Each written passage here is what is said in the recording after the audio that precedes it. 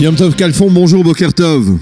Boker Tov Daniel. Merci d'être avec nous ce matin. Je rappelle que vous étiez numéro 11 sur la liste du parti de la Nouvelle Droite de Naftali Bennett et d'Ayelet Shaked, un parti qui n'est pas rentré dans la 21e Knesset et qui ne devrait pas rentrer sauf surprise, parce que les résultats ont été publiés hier soir.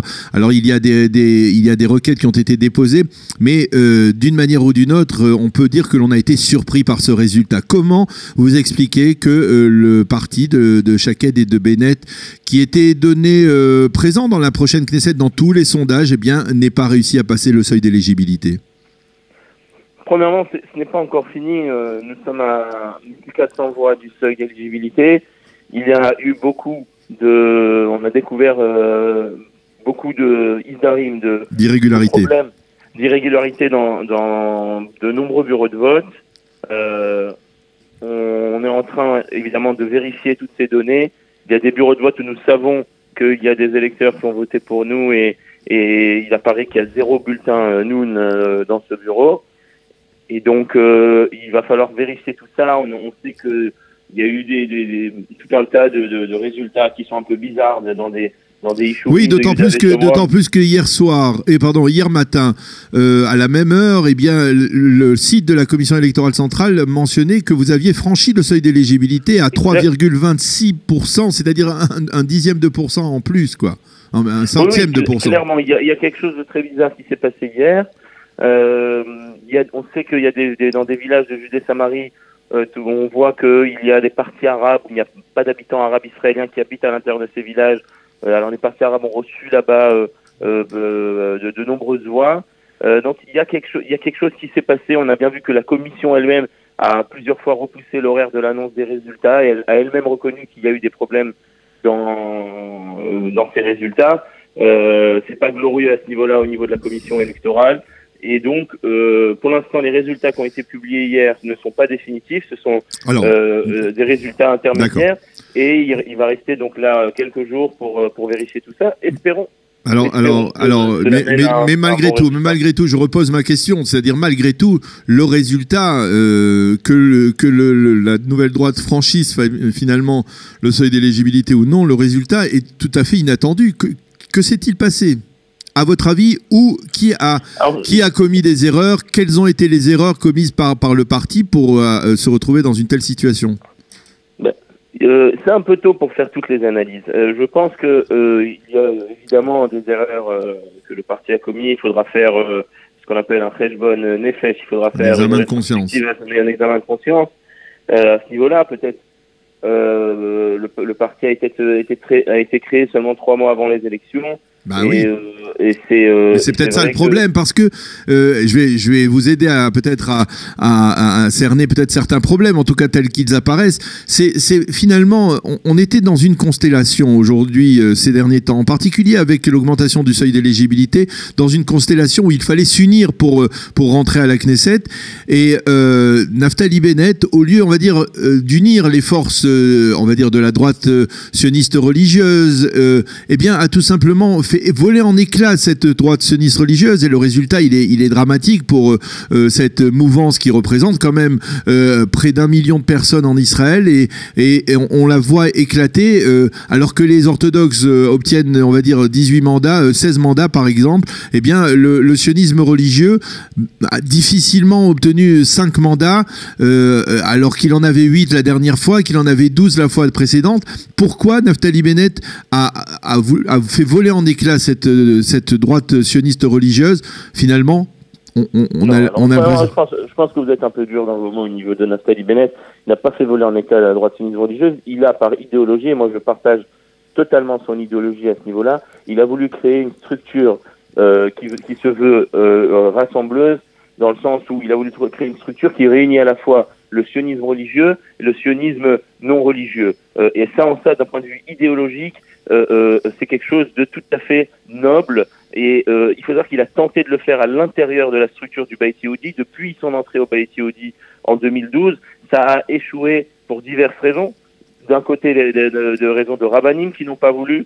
De l'autre côté, le public n'a pas suivi, puisqu'en fin de compte, on a vu qu'aux dernières élections, les non-religieux n'ont pas voté pour le Bayt Yehudi, pour un parti sectoriel. Donc, je pense qu'au niveau des intentions, les intentions étaient bonnes. Je précise ma question. Je parle de cette volonté de diviser, de créer une nouvelle formation, de créer une nouvelle formation, alors que les autres essayent de se rassembler. C'est ça qui a peut-être... Alors, je répète ce que j'étais en train de dire. Naftali Bennett et Ayelet Shaked, depuis leur entrée au Bayt Yehudi, ont toujours dit, et ça personne ne pourra leur enlever, que leur but était de ne pas rester dans un parti sectoriel, uniquement du sionisme religieux, mais d'un parti, et qui est aussi le message du sionisme religieux par excellence et du Rav Kook, d'un parti qui rassemble aussi bien les sionistes religieux que les sionistes non religieux, parce qu'on est un seul peuple et on doit savoir vivre ensemble. Et justement, le sionisme religieux a cette capacité... Alors pourquoi ça n'a pas pris?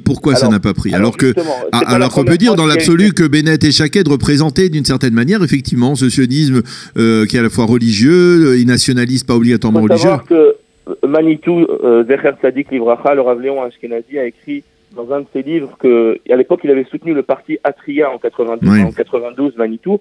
Il a expliqué pourquoi. Il expliquait que sa vision du sionisme religieux est justement ce message qui est porteur d'union, d'unité. Vous appelez ça la division, c'est tout l'inverse. Parce qu'on crée un parti qui est basé à 50% de religieux, 50% non religieux, qu'à la tête du parti, il y a d'un côté un homme religieux et de l'autre une femme non religieuse. C'est tout l'inverse de la division. Au contraire, c'est l'unité. Maintenant, alors on peut pas tout mettre sur le dos non plus de Naftali Bennett. On peut aussi poser la question au Ham Israël, comment se fait-il que, sauf, on a un parti qui rassemble, sauf on a un parti qui arrive à s'entendre sur beaucoup de questions, que ce soit de religion et d'État, que ce soit sur la même base sioniste d'amour des valeurs du judaïsme, et que en fin de compte les gens... Mais c'est facile d'accuser le peuple, hein, parce que le peuple il a bon dos. En général, le peuple ne se trompe pas, et on peut le dire dans l'absolu aujourd'hui.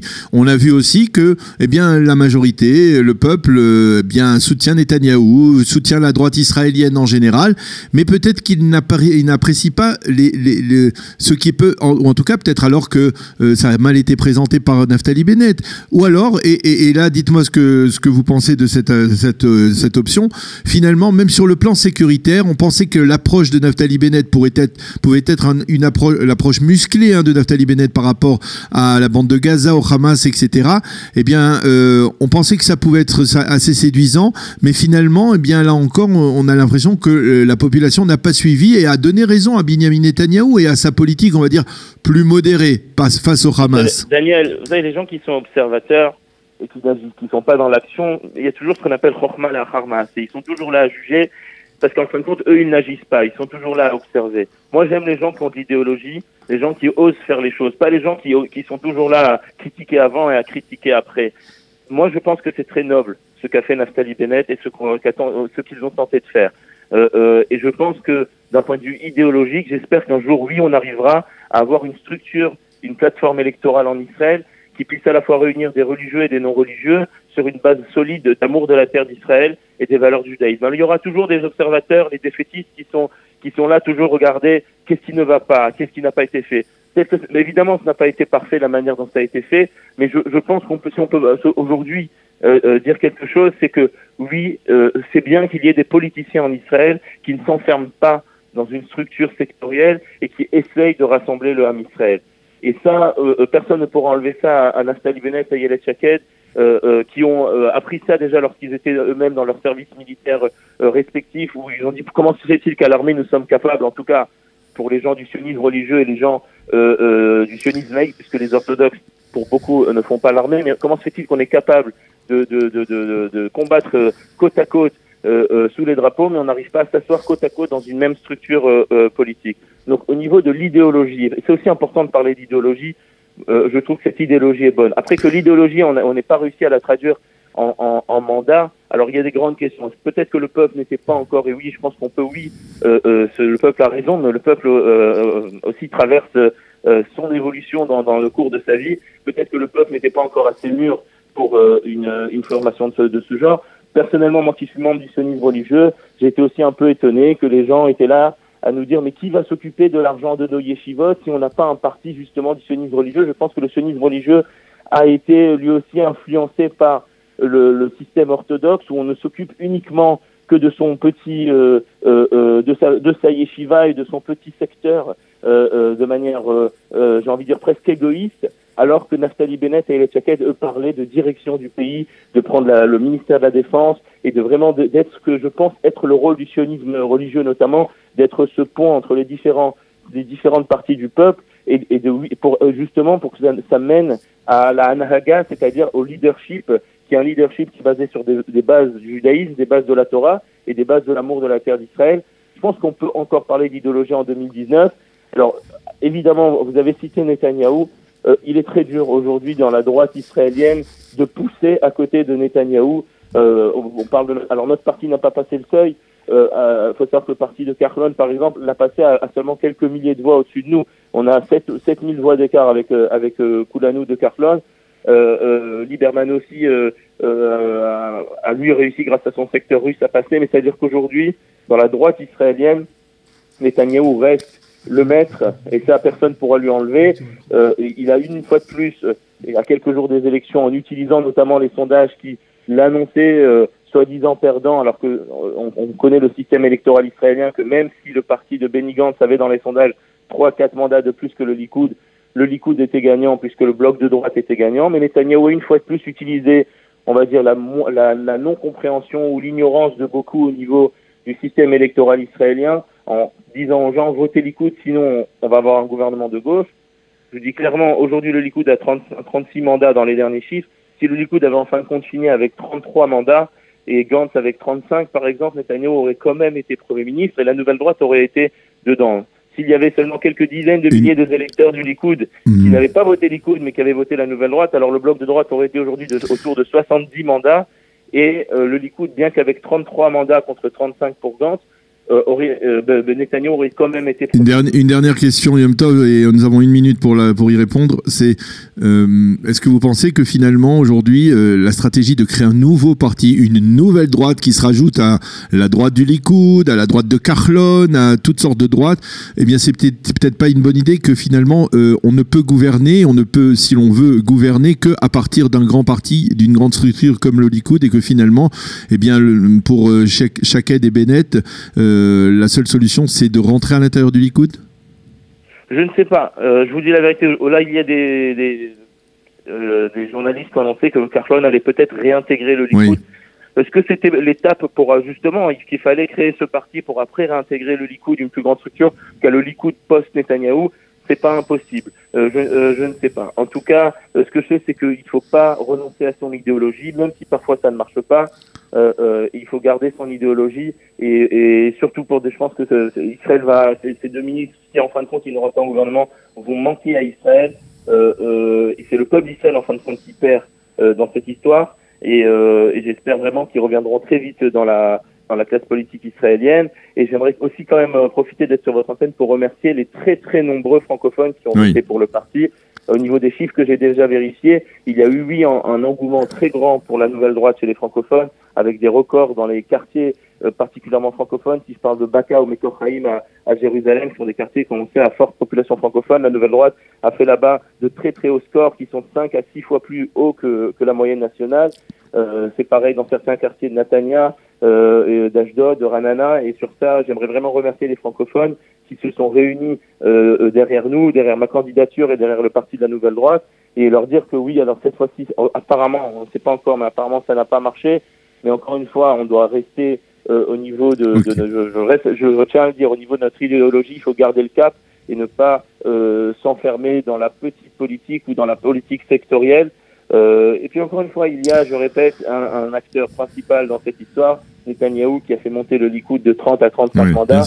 Ces mandats viennent notamment des gens qui si Netanyahou n'avait pas fait, comme toujours, une bonne campagne et surtout les derniers jours, comme il a l'habitude de le faire, la nouvelle droite aurait pu faire le score espéré, mais ce n'est que partie remise. Eh bien, merci beaucoup, Yom Tov Khalfon. Merci beaucoup d'avoir été avec nous pour nous expliquer un peu ce qui se passe actuellement à la nouvelle droite. Donc, tout de même, encore un faible espoir, tout de même, malgré tout, que le parti puisse franchir le seuil d'éligibilité après un nouveau décompte ou d'autres requêtes.